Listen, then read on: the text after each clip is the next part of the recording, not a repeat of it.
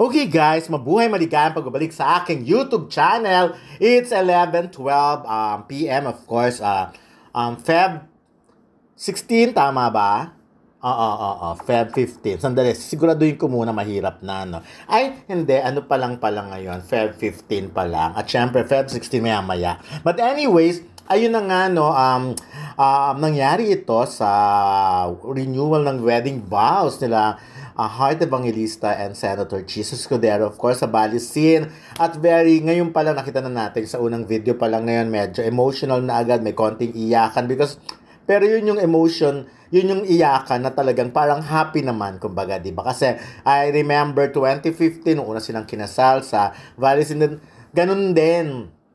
Maraming iyakan, pero iyakan na parang nakakalungkot kasi 'di ba dati hindi umattend yung mami ni Heart sa wedding, ayaw mag-support at the time, just ko naalala ko pa election pa yon nung time na yon, 'di ba? So medyo kaya nagkakagulo noon kasi imbis na parang maganda sanang yon for Senator Chis Escudero na kumandidatong vice president nga noon, medyo nagkagulo-gulo pa. But anyways, all's well that ends well nga at bonggang-bongga naman dahil talagang pero yun na nga, nakita naman natin sobrang bawing-bawi naman this time, napakasaya ng wedding na yon. So anyways, number one na kung bakit masaya nga again ay ang pag-attend ng mami ni Heart kasi syempre isa lang nangangahulugan lang to, natanggap na talaga ng lahat ng family.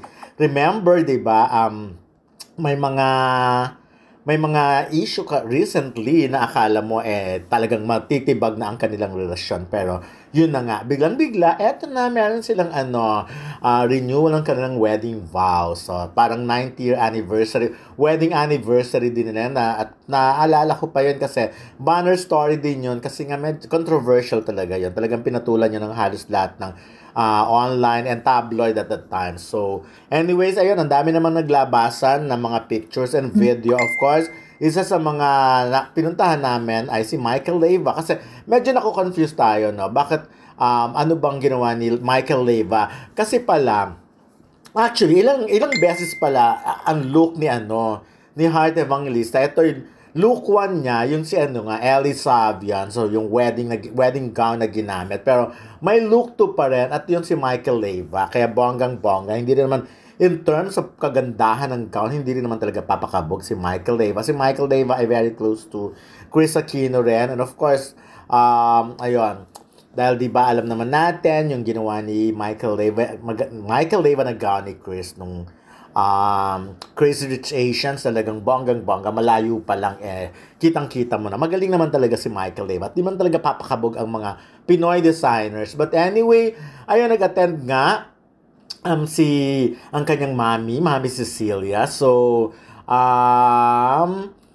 at ako, ang masasabi ko lang, it's about time kasi 'di ba after ng pandemic, 'di ba? So sabi nga ang daming dapat bumait kasi nga pandemic. But anyways, ayun, so sabi nga ni Cheese, ano daw yung kaya sila kasi medyo alanganin 9 years, 'di ba? Dapat 10 years or mga ganun dapat. Way to celebrate all the good news they've been receiving lately. Sabi niya nga, only because we have a lot of things to celebrate, which I guess we would be able to say or announce in the next couple of months to our friends. Not really something that the public needs to know coming from us, but there's a lot to celebrate in life right now. So, yan yung mga chika niya noon kay Karen Davila. But anyways, ako, alam mo, si Heart, lang yan, very, kung titignan mo, kala mo, intimidating. Pero hindi, mabait Artista si Heart So, sanay siya sa maraming bagay. Sanay siya sa maraming tao. Sanay siya sa exposure. Sanay siya sa limelight. Sanay siya sa interview. Si Heart ang tipo ng artista na hindi ka naman mahirapang interviewin Minsan nga, na-interview na siya. Sa mga event, na-interview na siya dito. At pag may isa pang interview, akala mo ayaw niya na. Hindi siya maarte Ako yun ang impression ko sa kanya. Talagang as much as possible, kung wala rin lang naman talaga siyang gagawing matindi, magbibigay siya ng interview. Kaya isa si Heart sa mga nagugustuhan ko rin chikahin. And of course, siya, marespeto kasi si Heart, magalang siyang kausap.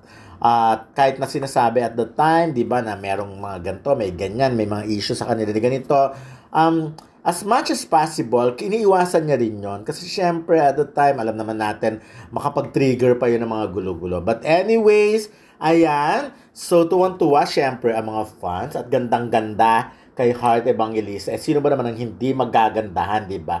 So, ayan na nga, ang first look nga niya ay... First look niya yung kanina. So, kasi sinabi, OMG, sinong kumanta ng I Will Be Your Favorite Song ko yon.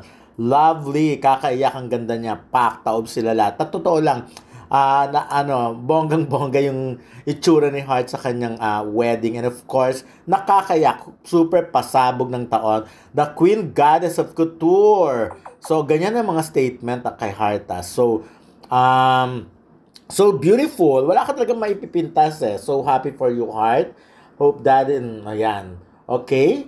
Not your ordinary bridal gown. So, yan yun. Ang look to niya, ayun nga din na si Michael Leyva. At sabi nga, again, wow, ayun na naman sabi, super ganda. Another stunning creation. She has impeccable taste in fashion. That's why she's such an icon. Okay. Goddess dear. Another stunning gown. Hindi na ako makahinga since sa pasabog ng magazine cover. Ang ganda ni Heart. This is beautiful. Congratulations. So, immaculate, the best. Love you, sir. So, ayan, again, ulitin ko, hindi naman talaga magpapakabog ang mga Pinoy designers. Oh my, stunning. Iba ka talaga, Michael Leyva. This is a masterpiece. Of course, kung may look 1 na nagaganda, may look 2 rin na pasabog din to, di ba? Ayun. So, anyways, ang dami-daming masaya for Heart Evangelista at lahat naman talaga. Sa ngayon kasi, mas masarap talaga yung makabasa ng mga good vibes, no? Ang pangit naman kasi kung at this point, ang puro negative pa rin ng mga nababasa, nakikita natin. At least ito, nakaka-good vibes di ba? Ang pangit-pangit na mga chika tungkol sa hiwalayan, yung mga iba 10 years, 11 years, 12 years relationship na uwi sa wala. Pero ito nga, di ba? Oh, okay, 9 years nag-celebrate na after ng wedding nila ng 2015, eto nagpakasal uli. Kaya Cheese Heart Chapter 2, ganun lang. So, tuwan-tuwa. Ako mas again, kung ganito lagi ang ichichika natin, why not? Napakaganda, di ba? Nakaka-good vibes. At ito nga, pinili ko talagang medyo ganito na i-post. Although, medyo may pinuntahan pa rin ako. But again, bonggang-bongga si Heart, Diyos-ang-Diyosa. At sana ay, yun na, mabigyan pa sila, mabiyayaan pa sila ng dapat ibiyaya sa ayoko sabihin na ayoko mag-pressure, di ba? Sinabi nga hindi talaga pinag-uusapan yung pagkakaroon ng ganyan, ganito. But anyway, ayan, basta sa ngayon, pasabog, emotional, nakakaiyak ang wedding ni Heart. Pero lahat ay ngumingiti at masayang-masaya. So, yun lang. Bonggang-bongga.